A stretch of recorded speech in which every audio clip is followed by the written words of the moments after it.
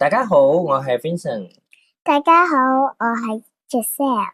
我哋今日要講嘅故仔係三隻小豬。有一天，豬媽媽跟三隻小豬說：寶貝，你已經長大了，應該自己生活啦。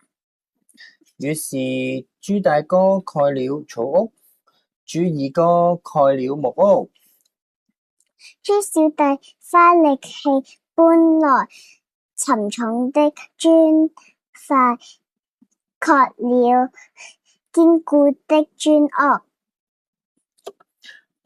大野狼出現了，想吃三隻小豬。他一口氣吹到草屋和木屋。豬大哥和二哥逃到豬小弟屋企，這次大野狼拼命吹，都吹不到磚屋喎。又餓又累的他只好放棄了。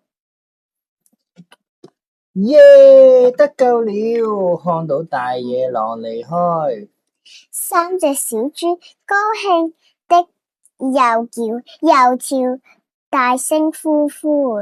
耶！好耶！咁呢個故事教我哋咧，其實要勤奮，不偷懶。下次再見，拜拜拜，拜，多謝。多謝。